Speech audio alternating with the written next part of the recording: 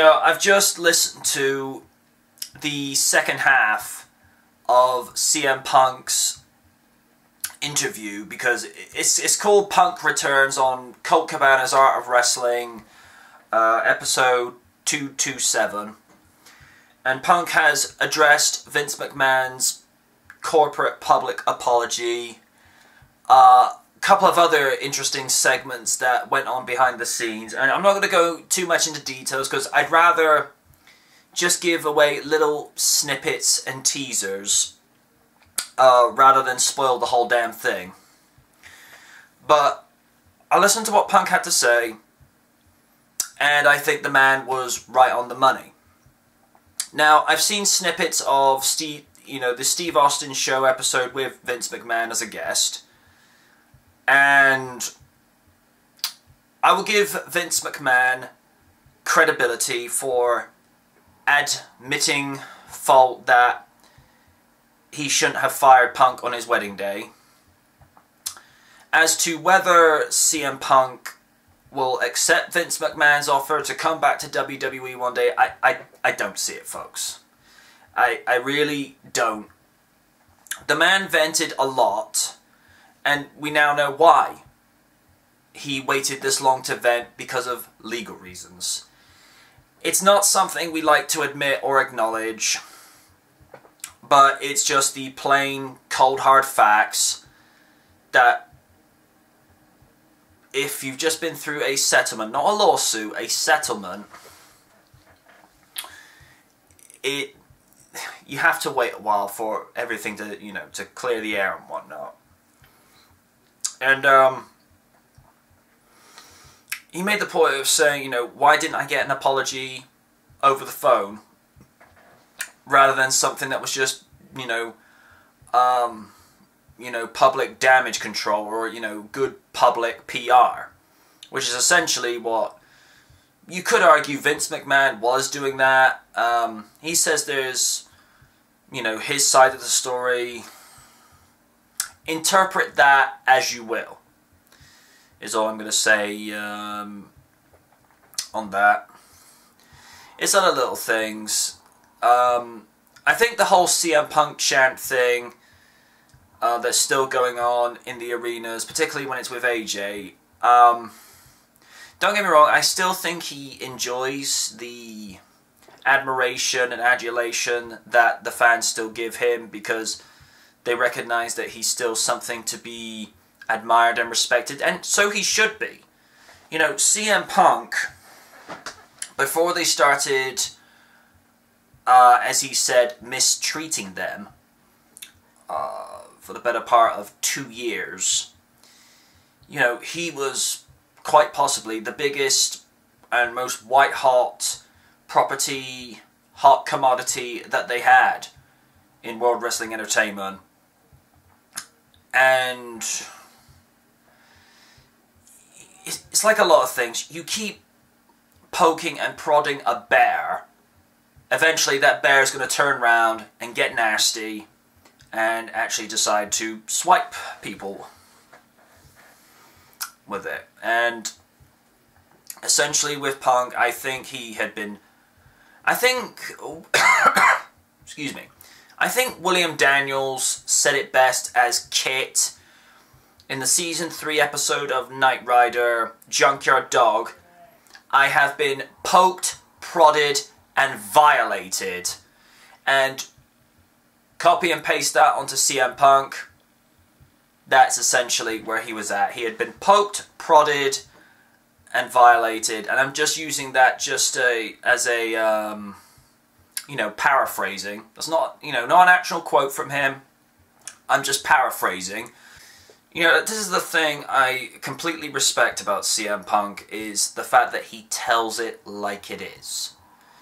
There's a reason why he is so over with the fans before he left WWE and after he left, is because when it comes to being verbal and just laying it out there, cold hard facts, He tells it like it is, takes no prisoners. It's just like, look, I'm not going to put up with this nonsense.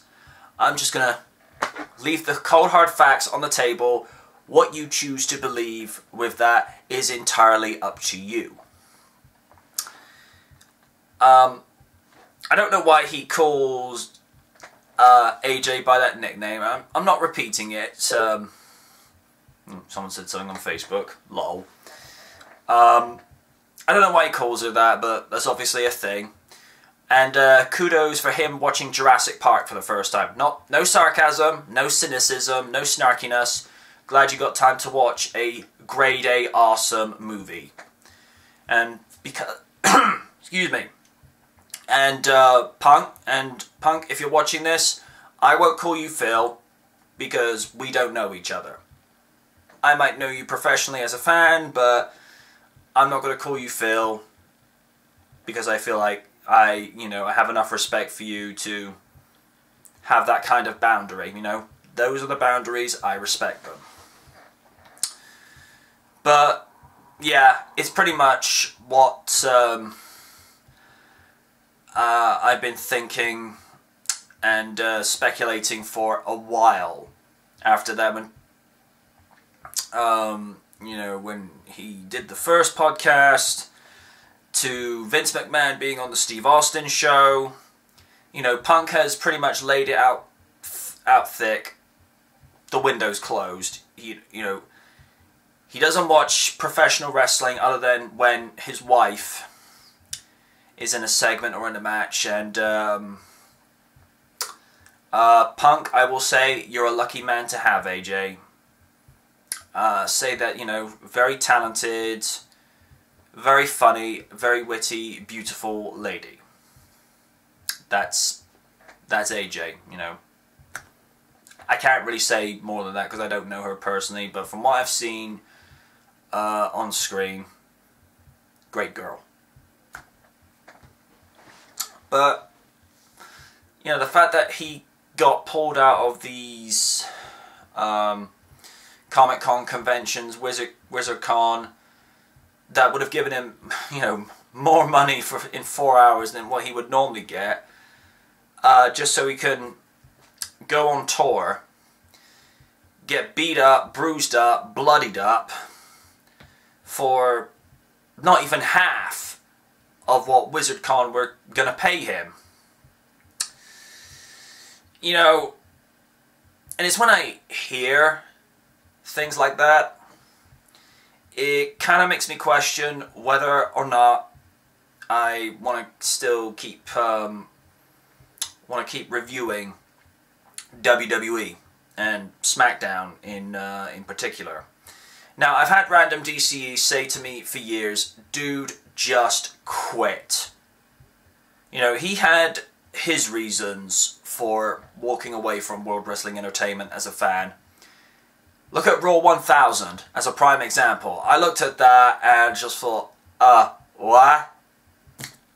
I mean, DX coming back that night with the Outlaws, that was cool. I'm not gonna lie.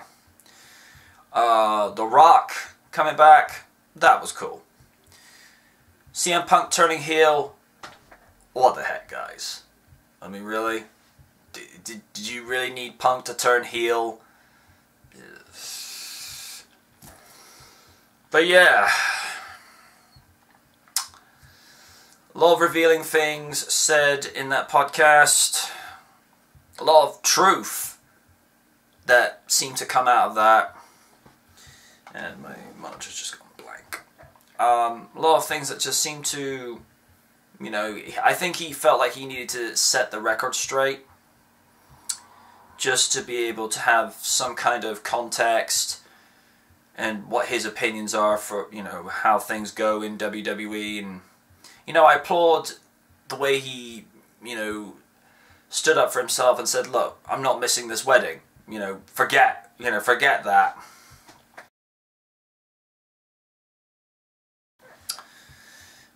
And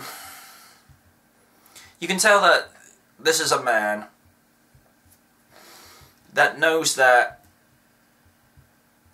the structure within that company, based upon what he gave in that podcast, based upon what he gave us, is it's a broken mess of a system. Nobody knows what they're doing anymore, to such a degree that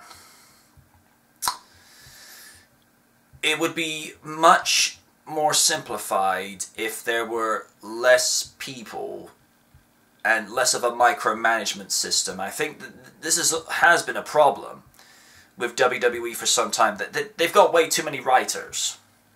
You don't need that many writers just to be able to do a decent wrestling show.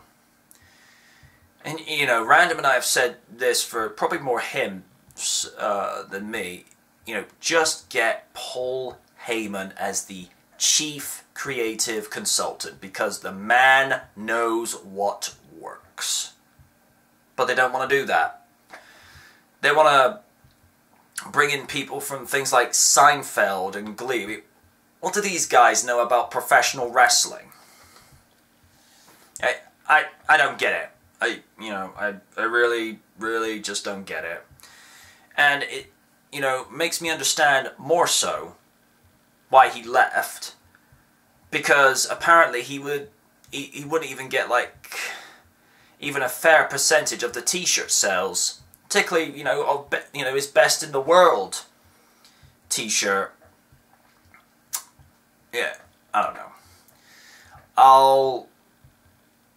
If you're watching this on YouTube, I'll leave a link in the description. You can watch or listen to, should I say, the podcast, and then you can make up your own mind of what you thought, or what you think of CM Punk's reaction is, and what your general opinion is of CM Punk. But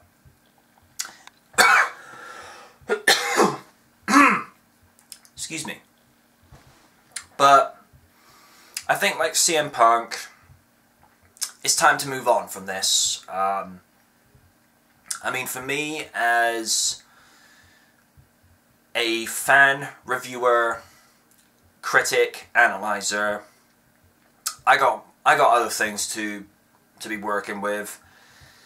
I've got 2 more reviews for Season 1 of SmackBack, and then long Christmas break until maybe middle of January, where I'll decide if I want to come back for Season 2. Because the situation with CM Punk has made me put some things in perspective. You know, do I want to continue reviewing a product that I now know some of the things that go on inside? Maybe not the whole picture, but a glimpse of what goes on inside after those 2 podcast interviews from CM Punk. Because at the moment, I don't know how to answer that question. I really don't. You know, the Attitude Era got me into, at the time, World Wrestling Federation, and then changed to WWE.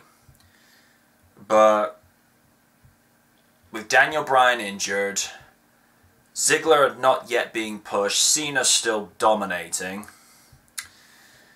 no champion, because he's a special attraction, but they'll only wheel him out as and when they need to, which should be once a month, but again, I just do good ideas. And with the hottest commodity that they had in CM Punk, after everything he's been through, do I want to continue reviewing a product that most people now know what, you know, now have an idea of what goes on behind closed doors? I don't know how to answer that question. I really don't. I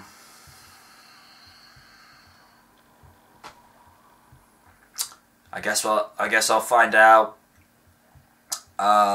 mid-January, next month, next year.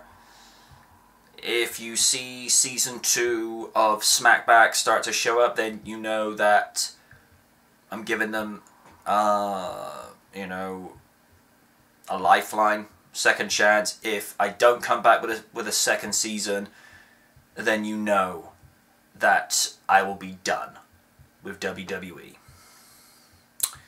And it's not like it would be that much of a big deal because I've got other shows to fall back on in regards to reviewing content. I've still got After the Boom. I've still got the Q&A series, real features that will happen bi-weekly. And I've still got Gotham. So it's not like I'm not going to benefit in any shape or form.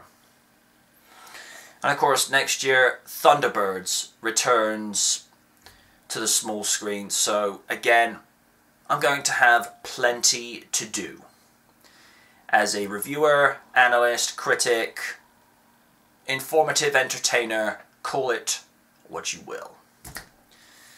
But yeah,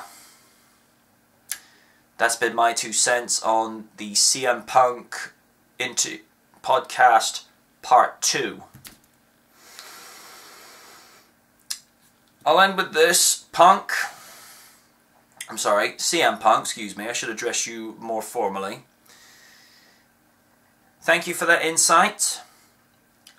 I admire and respect everything about you because you taught guys like me to basically get some of that courage, don't let people push you around, and stand by your principles. I admire that, I respect that, I applaud that, and I wish more people had that kind of gumption. I really do. Till next time, folks. Good night from the night.